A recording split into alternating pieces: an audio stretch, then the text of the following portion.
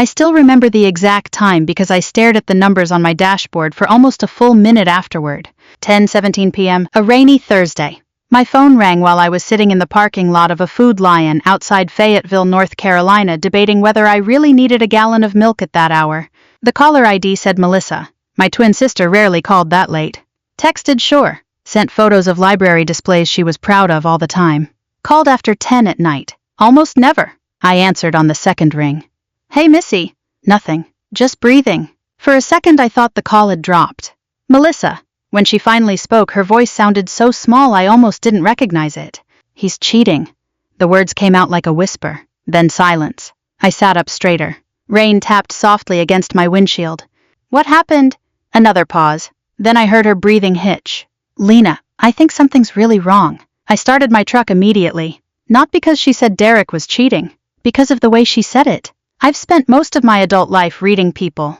18 years in the army teaches you things. Not mind reading, not magic. Just observation. Tone. Timing. The difference between fear and embarrassment. Melissa wasn't embarrassed. She was scared. Where are you? I asked. Home. Put me on video. No. Melissa. No.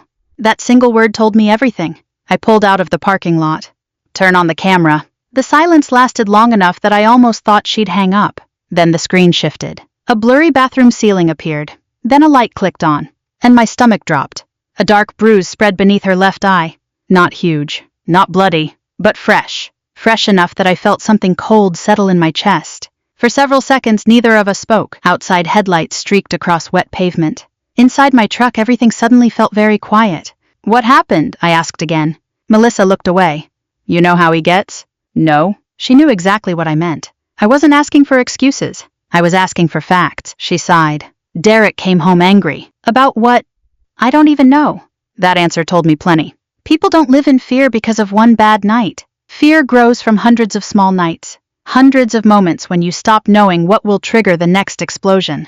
I gripped the steering wheel. Did he hit you? He shoved me. Into what? The bathroom door. I closed my eyes briefly. 44 years old. And somehow hearing that still made me feel like I was 10, and somebody had pushed my sister on the playground. Melissa and I had been born 8 minutes apart in Knoxville. Growing up, we shared everything. Bedrooms, secrets, clothes, punishments. We even switched places a few times when we were teenagers. Nothing dramatic, mostly school stuff. Once she took a geometry test for me. Once I pretended to be her during a parent-teacher conference. Normal twin nonsense. But adulthood had pulled us onto different roads. I joined the army. She became a librarian. I spent years in deserts and training facilities. She spent years helping kids discover books. I came home with bad knees and a lower back that complained every morning. She came home with reading glasses and a collection of coffee mugs. Different lives. Same face. Same voice. Same stubborn streak. How long? I asked quietly. She didn't answer. That was answer enough. I exited the highway. The rain got heavier. Finally she said, a while. A while meaning months. Silence. Years? More silence. I felt sick. Not because I couldn't believe it. Because suddenly I could. Certain conversations from the past started fitting together. The way she'd always changed the subject when Derek came up. The nervous laugh.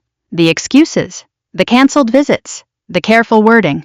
All those little pieces I hadn't connected. Until now. He didn't always act like this, she said. I heard the familiar need to defend him. Victims do that sometimes, especially after a long marriage. Melissa. I know. No. I pulled into a gas station and parked. I need you to listen, she nodded. I don't care how nice he was 20 years ago. Tears filled her eyes. I know. I care about tonight, she wiped her face. Then she surprised me. There's something else. The fear in her voice changed. Not physical fear. A different kind. The kind that comes when somebody realizes their entire life might be collapsing. I found bank statements. What kind of statements? Retirement accounts. I frowned. What about them? Money's gone. How much? I don't know. Melissa. A lot. I leaned back in my seat. Now things were starting to make sense. Not all of it, but enough. The cheating. The secrecy. The sudden aggression. Those things often travel together. I found texts too. From the woman. I think so. Who is she? I don't know. Melissa shook her head. The name was saved as Ray D. I filed that away immediately. Names matter. Patterns matter. Details matter. Where's Derek now? At a bar, I think. You think? He said he was meeting clients. We both knew what that probably meant. I looked at the clock. 11:02 p.m. My apartment was behind me. Knoxville was ahead, almost 6 hours away, and I already knew I was going. Pack a bag. Her eyes widened. What? Pack a bag. Lena. Melissa. She recognized that tone. Army voice. The voice that appeared when decisions had already been made. You are not sleeping in that house tonight. I can't just leave. Watch me. For the first time all evening she laughed. A tiny laugh. Weak, but real. You always were bossy. Occupational hazard. A few minutes later we had a plan. Simple. Temporary. Just enough to buy time. Melissa would leave and stay with her friend Donna outside Maryville. Donna had been a nurse for 30 years and owned a small horse farm. Safe place. Quiet place. No Derek. Meanwhile I'd drive to Knoxville. Check the house. Gather documents. Figure out what was happening. One night. That's all. Before hanging up, Melissa hesitated. You know what's funny? Probably not. We still sound alike when we're tired. I smiled despite everything. Then it's a good thing I'm exhausted. At 11:38 p.m., after hours of driving through rain and darkness, I let myself into Melissa's kitchen using the spare key she'd hidden inside an old flower pot years ago. The house smelled faintly like coffee and lemon cleaner. I wore one of Melissa's oversized cardigans. Reading glasses. Hair pulled back exactly the way she wore hers. Not because we planned to fool anyone. Mostly because I was cold. I sat at the kitchen table photographing bank statements, retirement records, tax forms, mortgage paperwork. The deeper I looked, the worse things seemed. Then bright headlights swept across the kitchen wall. I froze. A vehicle rolled into the driveway. The engine shut off. Melissa had said Derek wouldn't be home until after 1. I looked at the clock. 11:38 p.m. 2 hours early. The front door opened, and heavy footsteps entered the house. The first thing I noticed wasn't Derek. It was the smell. Bourbon, wet pavement, expensive cologne, the kind that tries too hard. His footsteps moved through the foyer and into the hallway. Heavy, uneven. Not falling down drunk, just drunk enough to think he was smarter than everyone else. I stayed seated at the kitchen table. My phone rested face down beside a stack of bank statements. Recording. The room was lit by a single overhead light. Nothing dramatic, just an ordinary Tennessee kitchen in an ordinary house where too many bad things had become normal. The footsteps stopped. For a moment neither of us said anything. Then Derek spoke. Why are the lights on? His voice carried the same irritation some people use when talking about a broken lawnmower. Not a person. Not a wife. An inconvenience. I kept my eyes on the paperwork. He tossed something onto the counter. Keys, probably. A wallet. Maybe both. You deaf? Still I didn't answer. I wanted him to talk. People like Derek always tell on themselves eventually. Especially when they think they're in control. I heard a chair scrape. Then a refrigerator door open. Ice clattered into a glass. A cabinet slammed. Finally he looked toward the table. I could feel it. Not because he was studying me carefully. Because he wasn't. That was the tragedy. 21 years of marriage, and he barely glanced at the woman he thought was his wife. What's all this? I slid another paper into position. Still silent. The pause bothered him. Good. His tone sharpened. I asked you a question. Nothing. The kitchen suddenly felt smaller. Rain tapped softly against the windows. The refrigerator hummed. Derek took a few steps closer. Who the hell do you think you are? There it was. The line Melissa had heard 100 different ways over the years. Not curiosity. Not confusion. Control. I slowly looked up. Our eyes met. Something flickered across his face. Not recognition. Just irritation. Because Melissa wasn't supposed to look directly at him. Not like that. Don't you dare look me in the eye. I felt my jaw tighten. Across deployments, training exercises, and more unpleasant situations than I care to remember, I'd met men exactly like him.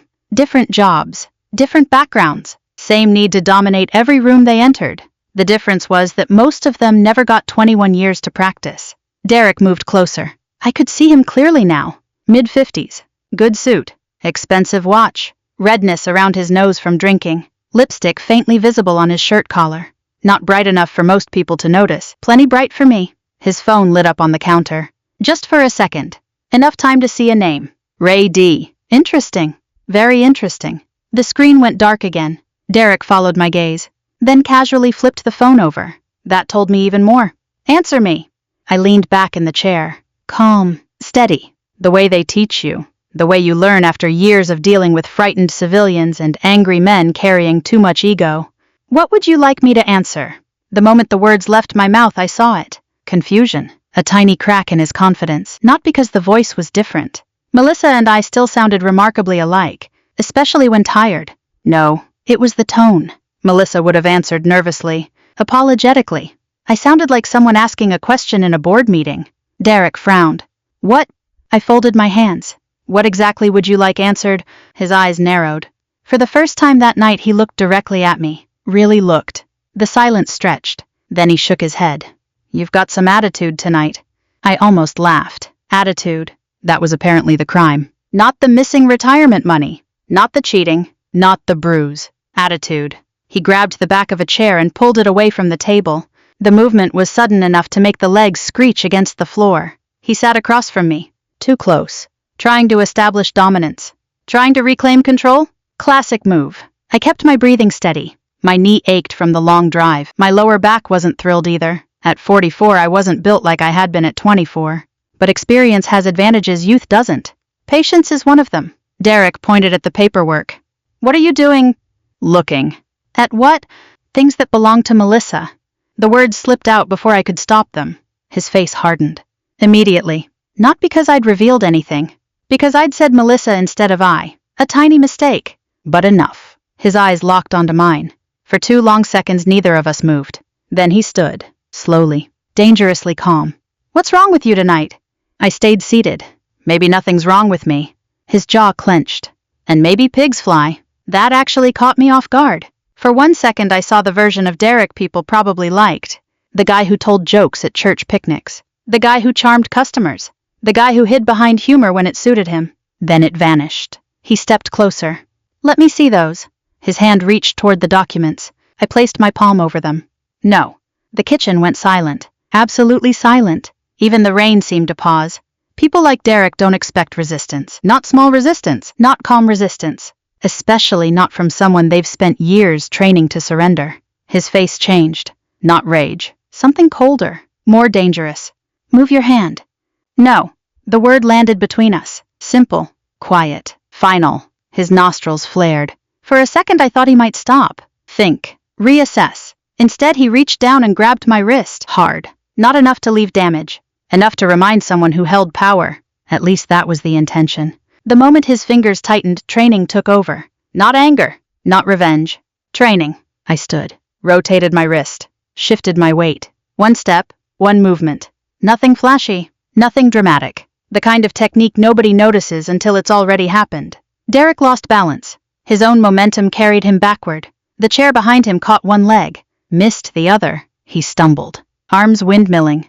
Then crashed awkwardly into a second chair near the counter. The impact sounded louder than it actually was. Wood scraping tile. A startled curse. Then silence. I immediately stepped back. Distance. Always distance. My knee sent a sharp bolt of pain through my leg. I ignored it. Derek stared at me from the floor. Not hurt. Just shocked. What the hell? I rubbed my wrist. You grabbed me. His face turned red. What did you just do? Stopped you. The room went still. His eyes searched my face. Really searched this time. And suddenly I saw recognition. Not complete, but enough. His expression shifted. Confusion. Fear. Calculation. Lena. I nodded once. Wrong twin. For the first time all night, Derek looked genuinely rattled. The reaction lasted maybe half a second. Then the bluster returned. You've lost your mind. No. You can't be here. I'm here. You're trespassing. I shrugged. Call the police. That wasn't the answer he expected. He climbed to his feet. Angrier now. Less certain. His phone lit up again. Ray D. Without thinking, he answered. Yeah. Pause. He listened. Then immediately glanced toward me. Bad sign. People only check who's listening when they know they shouldn't be speaking. No, he said quickly. Don't move the rest tonight. Another pause. His shoulders tightened. I said after the banquet. Silence. Then, no, I'll handle Melissa. My heartbeat slowed. Not sped up. Slowed. Because suddenly things were becoming clear. Money. Movement. A banquet. Plans already in motion. Derek ended the call. Too late. The damage was done. He knew it. I knew it. For a brief moment neither of us spoke. Then he pointed toward the door. You need to leave. I gathered the papers. The recording continued running. Part of me wanted to stay. Wanted answers.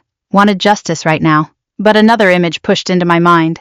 Melissa sitting on Donna's couch, wrapped in a blanket, waiting, scared, trusting me to think clearly, not emotionally. So I chose evidence. I chose patience. And that choice changed everything. As I reached the doorway, Derek called after me. "You'll regret this." I turned. "No." I looked him straight in the eye. "You will." Then I walked out into the rain carrying a folder full of documents, a recording in my pocket, and one ugly realization. Derek wasn't finished stealing from Melissa.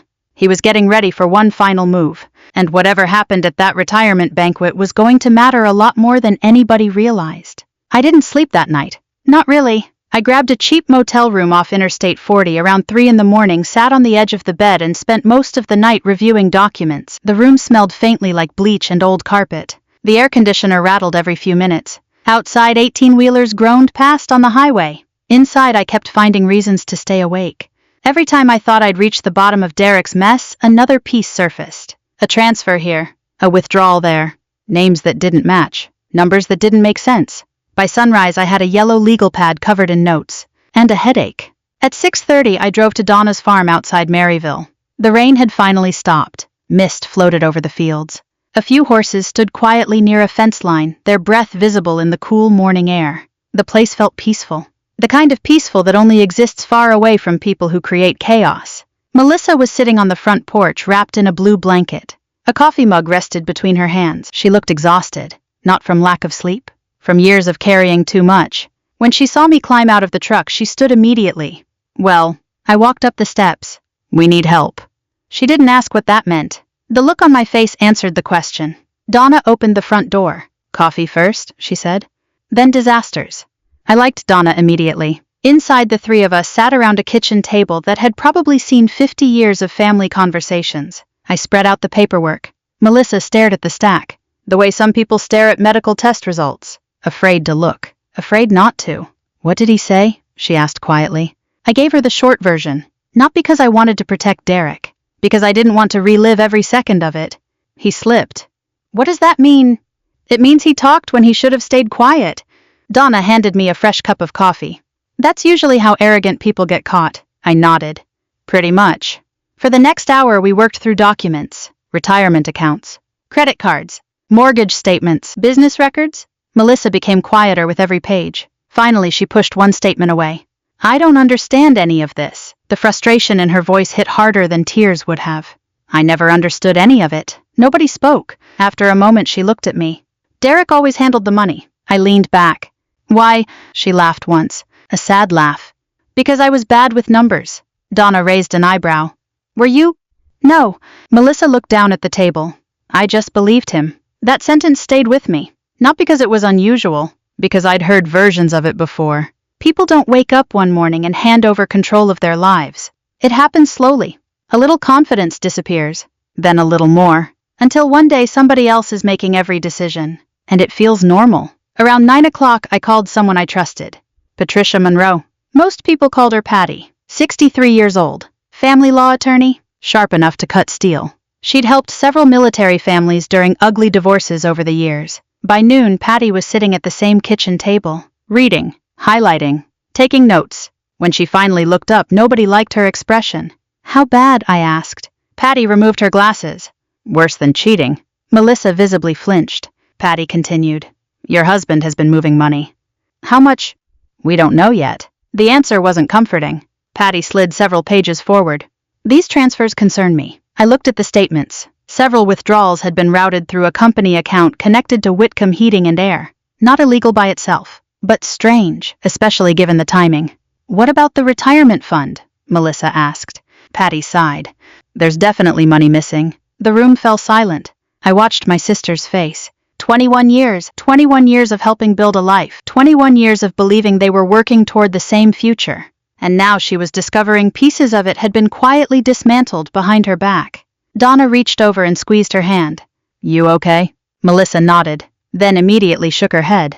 "No." Nobody argued. That was probably the healthiest thing she'd said all day. The next few hours turned into a blur of phone calls and paperwork. Patty contacted a retired forensic accountant named George Bell. George arrived carrying 2 laptops, 3 folders, and enough reading glasses to supply a small pharmacy. Within 30 minutes, he found something important. "Who's RD Consulting?" Melissa frowned. I don't know. George turned the screen toward us. Several transfers went there. My stomach tightened. D. Ray D. The name from Derek's phone. There it was again.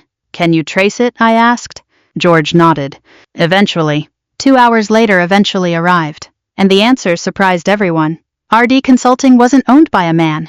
It belonged to a woman. Rachel Danner, age 56. Divorced. Resident of Nashville. For a moment nobody spoke. Finally Melissa whispered. That's her. The other woman. The person we'd all been imagining. I expected anger. I expected betrayal. What I didn't expect was exhaustion. Melissa looked tired more than anything else. Like she'd reached the point where even heartbreak required too much energy. Patty leaned forward. We need information. How? We call her. Melissa looked horrified. You can't be serious. I am. What if she's awful? Patty shrugged. What if she's useful? Fair point. An hour later I sat on Donna's porch holding my phone. Rachel Danner's number glowed on the screen. I took a breath and pressed call. 3 rings. 4. Then a woman answered.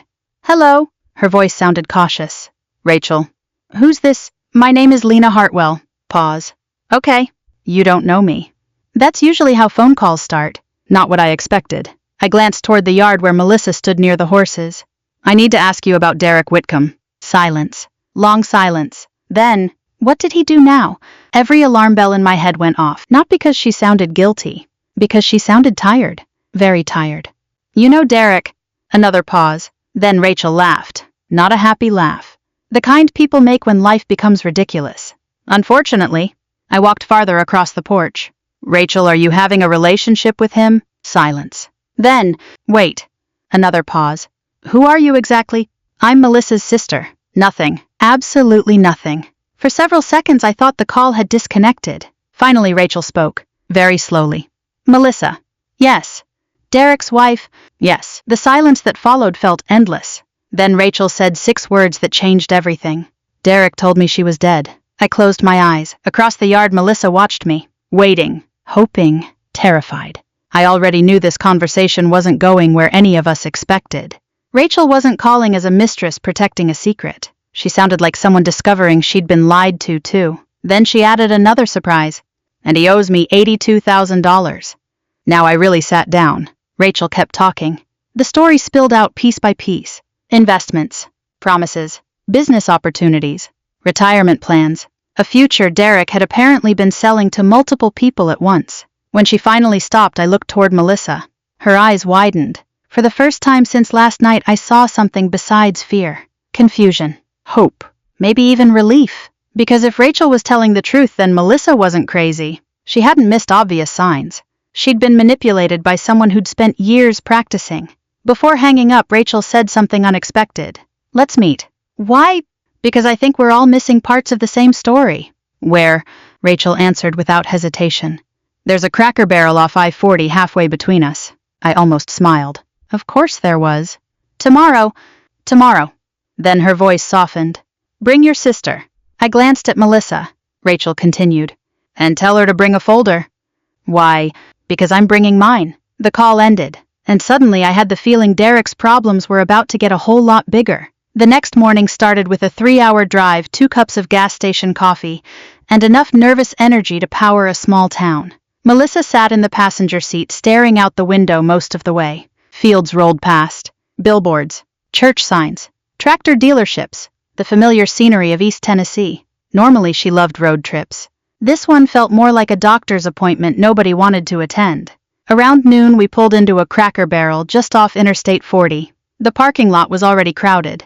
Pickup trucks, SUVs, a couple of RVs, rocking chairs lined the front porch. Families drifted in and out carrying bags from the gift shop. The smell of biscuits and bacon floated through the air every time the front door opened. For a moment the place felt so normal that it was hard to believe why we were there. Melissa stared at the entrance. What if she's lying? Then we'll know soon enough. What if she's telling the truth? I looked at her. Then we'll know that too. Neither answer seemed to comfort her. Inside, a hostess seated us in a back corner booth. The restaurant buzzed with lunchtime conversation. Coffee cups clinked. Waitresses moved between tables. Country music played quietly overhead. Ordinary life continued around us. I found that oddly reassuring, because ordinary life was exactly what Derek had been threatening to take away. 5 minutes later, a woman approached our table. Silver blonde hair, dark blue blouse, reading glasses hanging from a chain around her neck, confident posture, tired eyes. She looked around 56, and she looked absolutely nothing like the villain I'd imagined. Rachel Danner stopped beside the booth. "You must be Melissa." Melissa nodded. Rachel looked at her for a long moment. Then she shook her head.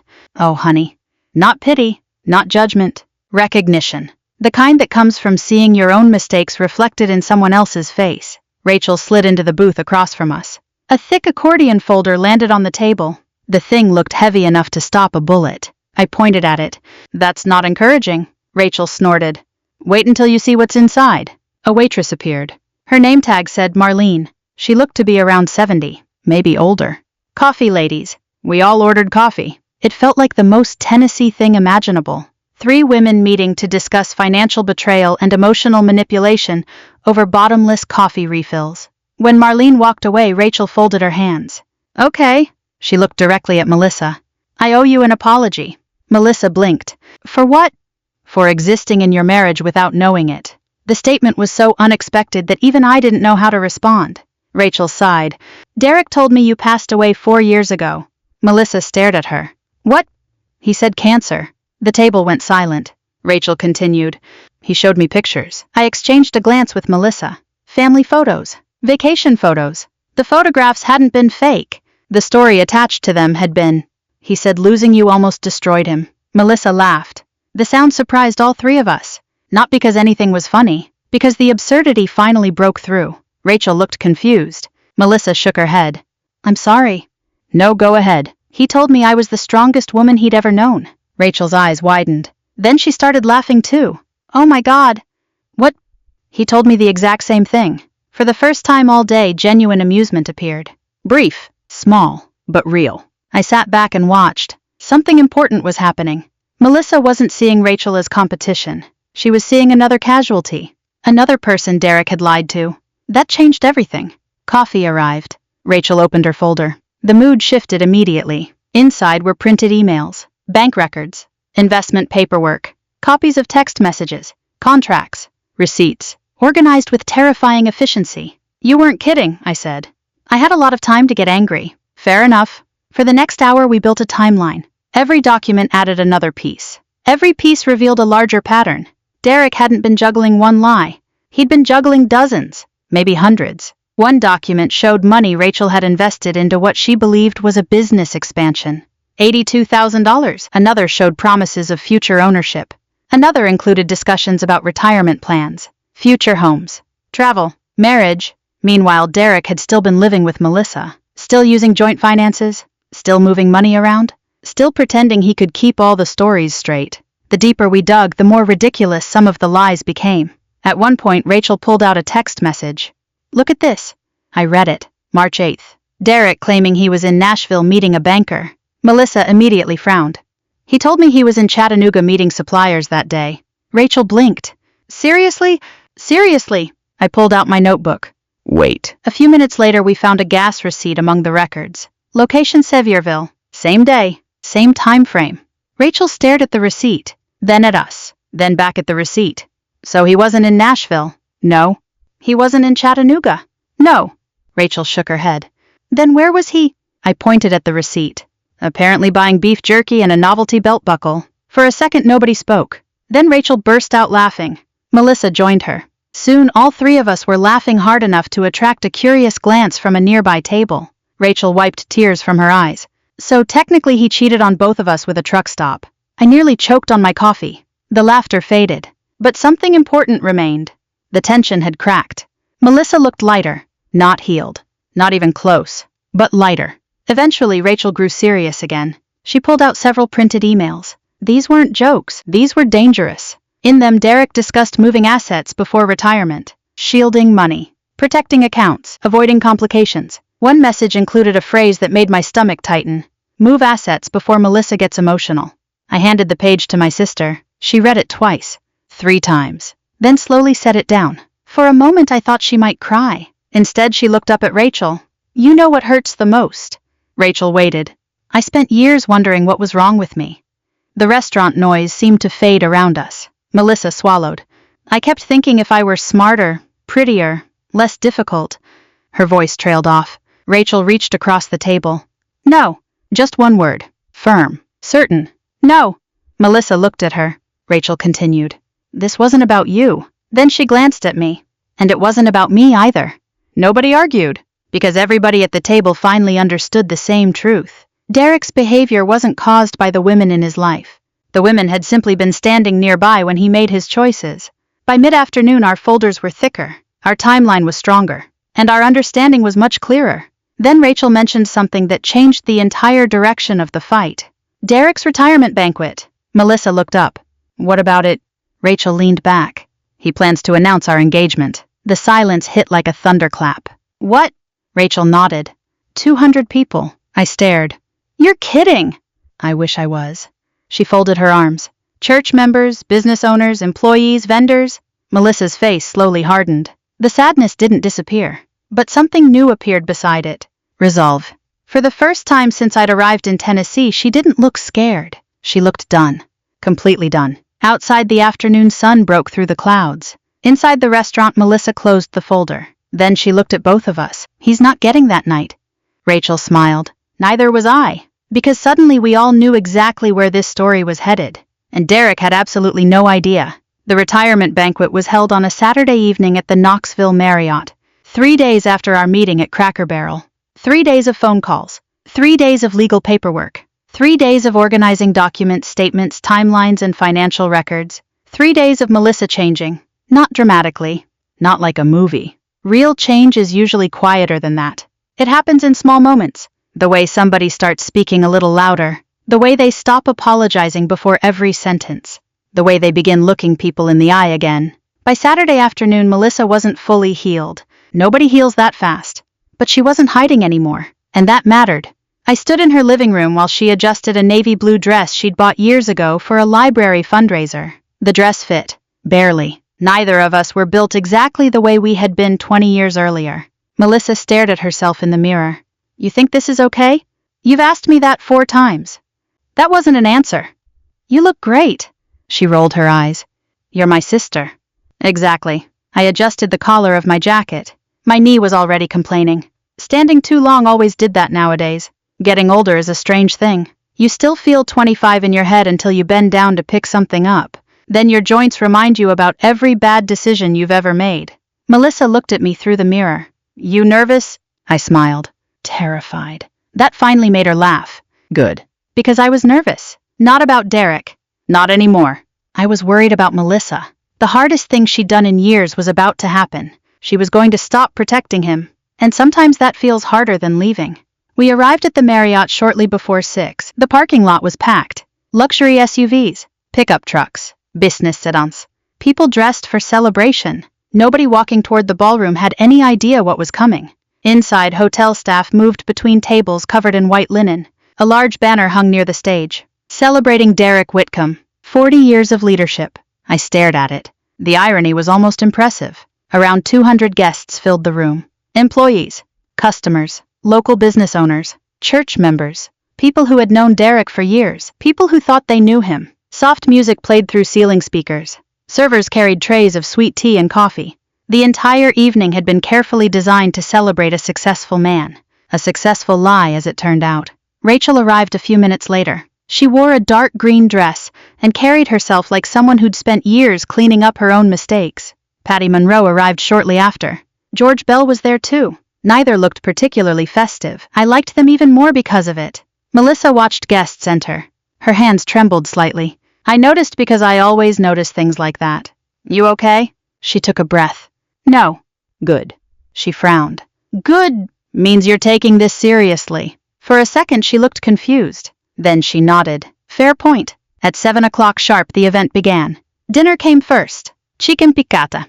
Green beans. Mashed potatoes. Rolls. The standard banquet menu found in hotel ballrooms all across America. People chatted, laughed, shared stories. Meanwhile, Derek moved from table to table, shaking hands and accepting compliments. Watching him work a room was fascinating. If I hadn't known the truth, I probably would have liked him. That was the scary part. Predators rarely introduce themselves as predators. They introduce themselves as good neighbors. At one point, Derek spotted Melissa. A flicker of surprise crossed his face. Just a flicker. Then the smile returned. The public smile. The polished one. The one he'd spent decades perfecting. He approached our table. "Melissa!" His voice sounded warm enough to melt butter. Melissa looked up calmly. "Derek, glad you made it. I'm sure you are." The smile tightened. Only slightly. Most people wouldn't have noticed. I did. So did Rachel. Derek's gaze shifted toward me. Then Rachel. Then Patty. His confidence slipped for a fraction of a second. Then returned. "Enjoy the evening." Nobody answered. He moved on. The ballroom lights dimmed around 8 o'clock. A slideshow appeared on large screens. Pictures of Derek through the years. Company picnics. Ribbon cuttings. Community events. Church fundraisers. Applause filled the room. Then Derek walked onto the stage. The audience cheered. I glanced toward Melissa. She sat perfectly still. The only sign of anxiety was the way she twisted her wedding ring. One final habit she hadn't quite broken yet. Derek stepped behind the podium, smiling, comfortable, confident. The king of his own story. He thanked employees, customers, friends, family. Then he started talking about values, loyalty, commitment, hard work, character. The longer he spoke, the more surreal it felt. Finally, he turned toward Melissa. "There is one person I need to thank more than anyone." My sister froze. The room followed his gaze. Derek smiled. "My wife, Melissa." Applause erupted. People turned toward her, smiling, nodding, waiting. Derek lifted his hand dramatically. "She's been my rock through every challenge." That's when Melissa stood up. The applause faded. Something changed in the room immediately. People sensed it. They didn't know what, but they felt it. Melissa looked toward the stage. For a moment I saw the nervous librarian she'd been for years. Then I saw something stronger. A woman who was simply tired of carrying someone else's secrets. "Derek." Her voice wasn't loud. It didn't need to be. The room fell silent. "Don't use me as a decoration tonight." Nobody moved. Nobody spoke. Derek blinked, then laughed. A quick, nervous laugh. "Melissa?" "No." One word. Calm. Clear. Final. The smile vanished. Melissa continued. "I spent years protecting your reputation." The ballroom remained silent. "I won't be doing that anymore." Derek's posture stiffened. "Let's talk about this later." No. Every person in that room could hear her now. "I've filed for legal separation." Gasps spread through nearby tables. Derek's face lost color. Melissa kept going. "There are serious financial questions that are now being reviewed through proper legal channels." The audience shifted uneasily. Business owners exchanged looks. Employees sat straighter. Patty remained completely expressionless. A dangerous sign. Melissa's voice never rose, never cracked, never wavered. "If anyone here has invested money with Derek recently, I encourage you to review your records." Now people were whispering. A lot. Derek stepped away from the podium. "That's enough." Melissa looked at him. "No." Rachel stood. A few heads turned. Then many more. Derek visibly flinched. The reaction told everyone everything. Rachel didn't shout, didn't accuse, didn't create a scene. She simply said, "You told me your wife was dead." The silence afterward felt enormous. Derek's face drained completely. A former employee near the back stood. Then another. One of them spoke. "He told vendors the company was struggling." Another nodded. "Same thing he told us." The room was changing. Not because people suddenly hated Derek, because they were comparing notes, connecting dots, seeing patterns. Derek tried to recover, tried to regain control, but panic makes people sloppy. "You people don't know what you're talking about." His voice got louder, then angry, very angry. Finally, he pointed directly at me. "That woman assaulted me in my own house." A few heads turned toward me. I stood, slowly. My knee protested. I ignored it. "You grabbed me first." Silence. I continued. "You said it on a recording." The room shifted again. Derek opened his mouth, closed it, opened it again. Nothing came out. For the first time all evening he had no prepared speech. No charm. No script. Just consequences. And they were arriving all at once. Patty stood beside Melissa, calm as ever. "Derek," she said, "certain financial protections have already been filed." George adjusted his glasses. "And several account reviews are underway." Rachel folded her arms. "So are mine." The room wasn't cheering. Nobody was applauding. This wasn't entertainment. It was something more uncomfortable. The truth. Raw and undeniable. I looked at Melissa. Tears filled her eyes. But she wasn't crying because Derek was finally falling apart. She was crying because she wasn't. And in that moment I understood something. I had spent days imagining revenge, imagining justice. imagining Derek getting exactly what he deserved. But standing there watching my sister hold her ground, none of that felt important anymore. The victory wasn't Derek losing control. The victory was Melissa getting hers back. The banquet ended in confusion. Whispers followed us through the hotel lobby.